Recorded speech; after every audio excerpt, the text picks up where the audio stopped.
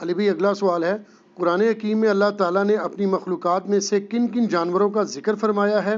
میرا یہ سوال جانوروں کے حلال اور حرام ہونے کے اعتبار سے نہیں ہے بلکہ مطلقاً سوال ہے۔ دراصل میں نیشنل جغرافک، اینیمل پلانٹ اور ڈسکوری چینلز کو بڑے شوق سے دیکھتا ہوں اور آپ کی ویڈیوز بھی مجھے بہت پسند ہیں الحمدللہ۔ ماشاء اللہ تعالیٰ، دیکھیں یہ اگر ہماری ویڈیوز اس لیول پہ پہنچ گئی ہیں نا کہ ڈسکوری چینل اور نیشنل جغرافی کے ایکویرنٹ دیکھی جا رہی ہیں تو ہماری کامیابی ہے بہت بڑی۔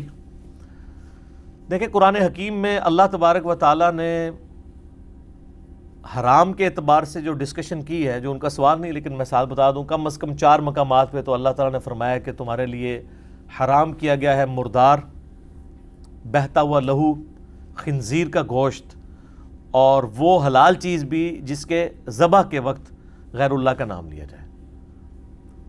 خنزیر کو بار بار اس لیے قرآن میں ایڈریس کیا گیا کہ خنزیر ایک ایسا جانور ہے کہ جو سبزی خور بھی ہے۔ ویسے یہ اومنی ورس ہے، ہاربی ورس بھی ہے اور کارنی ورس بھی ہے، جس طرح انسان ہے، انسان کے نکیلے دانت بھی ہیں اور چپٹے بھی ہیں، ہم بھی اومنی ورس ہیں، یعنی سبزی خور بھی ہیں، گوشت خور بھی۔ خنزیر جو ہے نا اس کے کھر بھی کٹے ہوئے ہوتے ہیں، مویشیوں والی بھی صفات اس کے اندر پائی جاتی ہیں، لیکن ایک چیز ایڈیشنل ہے کہ یہ گوشت خور بھی ہے۔ تو اس کو اللہ نے کلیریفائی کیا کہ خنزیر وہ سبزی خور ہے، اومنی ورس ہے اگرچہ لیکن سبزی خور بھی ہے، کہ جس کو اللہ نے حرام کر دیا۔ وہ اگلے دن ہمارے وہ شعیب بھائی جو نعت پڑھتے ہیں وہ بتا رہے تھے، ایک گاؤں میں کہتے ہیں وہاں پہ کسی نے درس قرآن شروع کیا۔ اب قرآن تو نہ ہمارے بزرگوں نے پڑھا نہ ان کے بزرگوں نے پڑھا، بیچارے سیف الملوک، کلام باہو اور یہ چیزیں بیچارے پڑھتے رہے، یا ہیر رانجھا پڑھ لیا۔ اب وہاں انہوں نے قرآن کا جب درس شروع کیا نا تو سورۃ البقرہ تو آپ کو پتہ ہے اس کا نام ہی گائے ہے۔ البقرہ کیا کہتے ہیں؟ گائے کو۔ ویسے پنجابی اور اردو میں بکرا جو ہے وہ تو گوٹ کو کہا جاتا ہے، تو البقرہ کہتے ہیں گائے کو۔ اب جب وہ سورۃ البقرہ بیان کر رہے تھے وہاں پہ ایک بابا جی بیٹھے ہوئے جنہوں نے پوری زندگی نہ قرآن پڑھا نہ سنا، تو درس کے اینڈ پہ ان سے پوچھا جی درس کیسا لگا؟ کہتے ہیں دیکھو جی انہوں نے قرآن ہی جو گاں کاٹ دیتی ہے، انہوں کہنے لگا دیکھو اس نے قرآن کے اندر سے گائے نکالی ہے۔ تو وہ اس کو قرآن کی توہین سمجھ رہے تھے کہ قرآن میں گائے کا ذکر کیوں آیا؟ تو اس بندے نے اگلی بات کی کہ بابا جی صبر کرو، آلت خنزیر دا ذکر بھی آمنا ہے، آلت کتے دا ذکر بھی آمنا ہے، آلت کھوتے دا ذکر بھی آمنا ہے، یعنی گدھے کا بھی، کتے کا بھی، خنزیر کا بھی۔ تو ابھی تو بڑے جانور قرآن میں آنے ہیں، تو آپ تو گائے کے اوپر پریشان ہو گئے، ابھی تو ان جانوروں کے نام بھی آنے ہیں۔ اچھا قرآن حکیم میں کل ویسے آپ گیس کریں کتنے جانوروں کے نام ہوں گے؟ ہم اگر ویسے ایک ذہن میں خیال لے کے آئیں تو 10 15 20 اتنے ہی جائیں گے نا۔ اگر میں آپ سے کہوں آپ گنوانا شروع کریں، ویسے ہی شاید 20 جانوروں کے نام گنوانا مشکل ہو جائے۔ تو بہت عقل کے جو گھوڑے دوڑا بھی لیں تو ہم کتنا ایکسپیکٹ کر سکتے ہیں کہ قرآن میں کتنے جانوروں کے نام ہوں گے؟ آپ کو حیرانگی ہوگی یہ سن کے کہ قرآن میں 31 جانوروں کے نام ہیں، 31۔ 6 تو صرف صورتیں ہیں جو جانوروں کے نام کے اوپر ہیں، 3 یعنی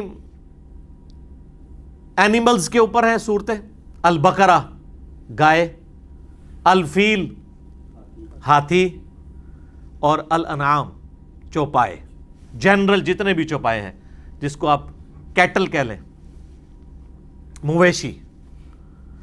اور 3 جو ہیں وہ انسیکٹس کے نام کے اوپر صورتیں ہیں، سورۃ العنکبوت مکڑی، سورۃ النمل چیونٹی، سورۃ النحل شہد کی مکھی۔ تو یہ 3 حشرات الارض اور 3 اینیملز، 6 کے تو نام آپ کو پتہ چل گئے۔ سورۃ النحل ہی کھول لینا، اس کے سٹارٹ میں ہی اللہ نے ذکر کیا ہے گدھے کا، گھوڑے کا، خچر کا، اور اللہ نے کہا یہ ہم نے تمہارے لیے سواریاں بنائی ہیں۔ سورۃ الانعام جس کا نام ہی مویشی ہے، اس میں اللہ تعالیٰ نے 8 مویشیوں کا ذکر کیا، 2 کے جوڑے بنا کے، بھیڑ نر اور مادہ، بکری نر اور مادہ، گائے نر اور مادہ، اونٹ نر اور مادہ۔ اونٹ کا بھی ذکر ہے۔ اب یہ دیکھیں کتنے نام ہو گئے، 6 تو تھے، اس کے بعد میں نے کتنے نام گنوا دیے۔ اچھا اس کے علاوہ ذرا عقل کے گھوڑے جو ہیں وہ دوڑائیں. کتے کا ذکر ہے قرآن میں. علماء سو کی مثال 175 سورۃ الاعراف میں. کتے کا نام ہی آیا نا تو علماء سو کے لیے یا اصحاب کہف کے کتے کا نام آیا, یا بلعام بن باورا, نام تو قرآن میں نہیں لیکن اس کا ذکر ہے, کتے کی مثال. خنزیر ایٹ لیسٹ 4-5 دفعہ تو اس کا بھی ذکر ہے حرام ہونے کے اعتبار سے, لیکن نام تو قرآن میں ہے نا. اچھا, اس کے علاوہ ہدہد, ہاں جی, حضرت سلیمان علیہ السلام کی سورۃ النمل میں ہدہد کا ذکر ہے کہ وہ آ کے خبر دیتی ہے ملکہ بلقیس کے بارے میں, تو ہدہد کا ذکر موجود ہے. اس طریقے سے پارہ نمبر 28 میں آپ جائیں گے تو شیر اور گدھوں کا ذکر ہے, اگرچہ اس کے 2 معنی بنتے ہیں لیکن ڈومیننٹ یہی معنی بنتا ہے کہ اللہ تعالیٰ ہمارا کہ دعوت حق سے جو لوگ حق سے بھاگنے والے ہیں وہ گویا کہ اس طرح بھاگ رہے ہیں قرآن سے جیسا کہ گدھے بھاگتے ہیں شیر کو دیکھ کے.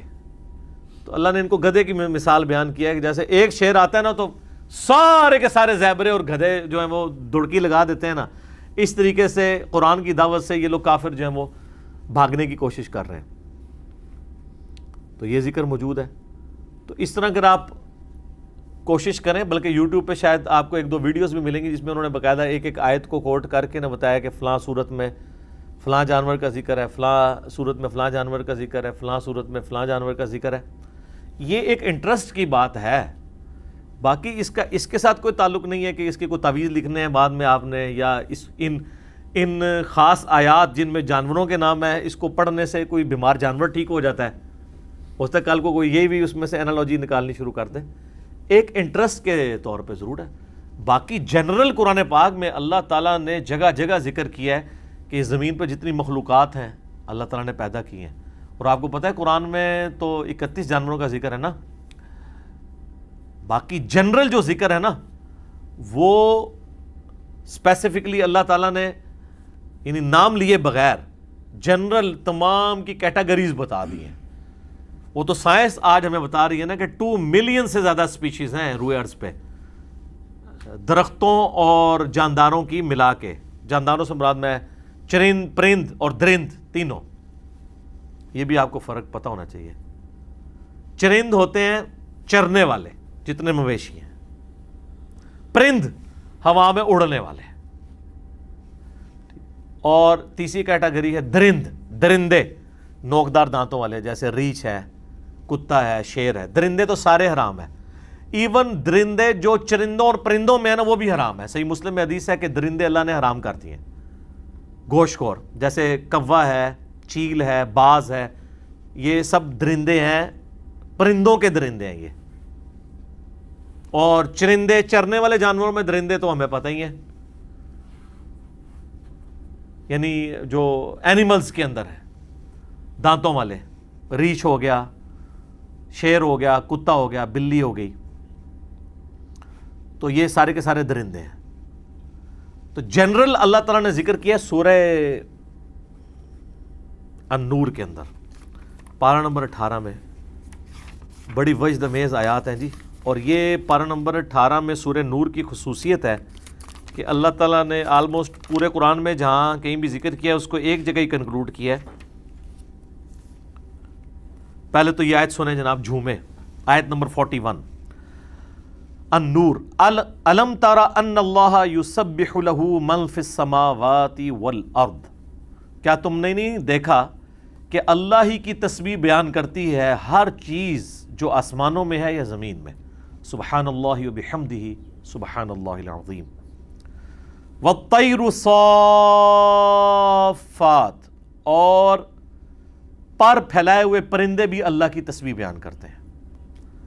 کل قد علم صلاتہ وتسبیحہ, ہر جاندار جانتا ہے کہ اس نے کس طریقے سے نماز پڑھنی ہے اور کس طریقے سے اللہ کی تسبیح کرنی ہے. یعنی اللہ ہمارے پرندے ہوں, باقی سارے جاندار ہوں, سب کو اپنی اپنی نماز اور تسبیح پتہ ہے. وَإِلَى اللَّهِ الْمَصِيرُ, اور سب کو لوٹ کے اللہ کی طرف جانا ہے. اچھا, یہ تھی 41 نمبر آیت نا. اس کے بعد 45 نمبر آیت میں اللہ تعالیٰ فرماتا ہے وَاللَّهُ خَلَقَ كُلَّ دَابَّةٍ مِّن مَّاءٍ. اللہ تعالیٰ نے ہر جاندار پیدا کیا ہے پانی سے. فَمِنْهُمْ مَنْ يَمْشِي عَلَى بَطْنِهِ, ان میں سے کئی ایک وہ ہیں جو اپنے پیٹ کے بل چلتے ہیں. اب یہ دیکھیں اللہ تعالیٰ نے کیٹیگریز بیان کر دی. پیٹ کے بل کون کون چلتا ہے؟ سانپ اور باقی جتنے انسیکٹس وغیرہ ہیں, ریپٹائلز آلموسٹ کہہ لیں, جن میں آپ مگرمچھ کہہ لیں. اب مگرمچھ کا نام نہیں ہے لیکن جنرل تو ذکر ہے. 31 تو بائی نیم ہے, ویسے اگر آپ جنرل دیکھیں تو ہزاروں جانوروں کے نام آ گئے. ٹھیک ہے, ریپٹائل موجود ہے نا جی, ریپٹائلز جتنے ہیں وہ سارے کے سارے اسی کیٹیگری میں آ جائیں گے.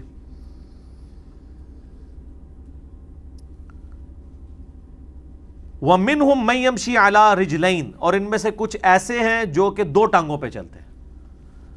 ایک تو آپ خود ہیں, اس کے علاوہ جتنے مونکیز اور یہ چمپینزی, یہ سب کے سب 2 ٹانگوں پہ چلنے والے. وَمِنْهُمْ مَنْ يَمْشِي عَلَى 4, اور ان میں سے کئی ہیں جو 4 ٹانگوں پہ چلتے ہیں. اب 4 ٹانگوں والے تو بے شمار جانور ہیں, وہ سارے کے ساروں کا ذکر اس میں آ گیا. یخلق اللہ ما یشاء, اللہ تعالیٰ جو چاہتا ہے پیدا کرتا ہے. ان اللہ علی کل شیء قدیر, اللہ تعالیٰ ہر چیز کے اوپر قادر ہے. تو بائی نیم 31 ہے. باقی اگر آپ جنرل ذکر دیکھیں تو آلموسٹ ہزاروں جانداروں کا ذکر قرآن حکیم میں اللہ تعالیٰ نے جنرل کر دیا ہے. اور ان ساری چیزوں کو بتانے کا مقصد یہ ہے کہ ان سب کا بنانے والا, ان کو رزق دینے والا اللہ ہے. یہ ہے اصل میں کہ یہ کائنات اللہ نے بنا کے چھوڑ نہیں دی بلکہ چلا بھی اللہ رہا ہے. سورۃ العنکبوت میں آتا ہے, اللہ فرماتا ہے کتنے ہی جاندار ہیں جو اپنے رزق کی تلاش نہیں کرتے, ہم ان کا رزق ان تک پہنچا دیتے ہیں. سر یہ لوگوں کو تو پہلے اس چیز کی سمجھ ہی نہیں تھی. آج ذرا آپ نیشنل جغرافک کھولیں, کئی پتے ہیں جو پورا پورا مینڈک کھا جاتے ہیں. وہ مینڈک شکار کرنے کے لیے ایک درخت کا پتا تو کہیں چل کے نہیں جا سکتا. وہ ایسا اس کے اندر سسٹم ہے کہ وہ پتے کا منہ ہر وقت کھلا رہتا ہے. ٹھیک ہے, اور جیسے ہی کوئی مینڈک, چھپکلی, کوئی اور حشرات الارض اس کے پاس آتا ہے نا, اس کو ٹچ کرتا ہے, اور وہ ٹچ کرے گا تو وہ چپچپاہٹ لگی ہے, وہ پھڑپھڑاتا ہے. جیسے ہی پھڑپھڑاتا ہے اس کا منہ بند ہو جاتا ہے, پورا مینڈک اندر, اور اس کے اندر ہاضمے کی بھی اللہ تعالیٰ نے قدرت رکھ دی ہے. تو وہ میں جب سورۃ العنکبوت کی آیت پڑھتا ہوں, کتنے ہی جاندار ہیں جو اپنا رزق اپنے پیٹھ پہ لاد کے نہیں پھرتے بلکہ اللہ ان تک رزق پہنچاتا ہے. تو پرندے تو بیچارے یہ جو پودے ہیں تو چل پھر نہیں سکتے. اور دیکھیں ایسا سسٹم ہے کہ اس میں سائنٹسٹ یہ کہہ رہے تھے کہ بھی بارش کے قطرے بھی ان کے اوپر پڑتے ہیں تو اس سے نہیں وہ بند ہوتا. جاندار ایک خاص لیول تک جب ان پہ ہوتا ہے, اور وہ بھی جیسے آپ کے ماؤس کو 2 دفعہ کلک کریں تو وہ چلتا ہے, 1 دفعہ سے نہیں. وہ بھی 1 دفعہ یوں کرنے سے بند نہیں ہوتا, جب کوئی چیز پھڑپھڑاتی ہے نا تو وہ پھر وہ بند ہو جاتا ہے. اور ابھی تو ویلز کا تو ذکر ہی نہیں ہو رہا سر. ایک ویل کا بچہ 500 کلو گوشت ایک وقت کا کھا جاتا ہے, اور پیسیفک میں, اٹلانٹک میں, انڈین اوشن میں لاکھوں ویل مچھلیاں ہیں جن کی روز کی خوراک آپ ویجن بھی نہیں کر سکتے. اللہ تعالیٰ ان کا رزق پورا کر رہا ہے. اس کے اوپر میں نے ایک بڑا ڈیٹیل لیکچر دیا تھا, مسئلہ نمبر 103, اللہ کی طرف سے رزق کی تقسیم کا مسئلہ. اس میں نے کئی ایک باتیں بتائی تھی. آج اس ٹاپک کو اسی پہ ہی کنکلوڈ کرتے ہیں کہ 31 جانوروں کا نام ہے بائی نیم, باقیوں کا جنرل ذکر جو ہے وہ سینکڑوں جانوروں کا ہے. سورہ نور کی آیت نمبر 41 اور 45 میں نے اس میں کوٹ کر دی. ٹھیک ہو گیا؟ جزاک اللہ.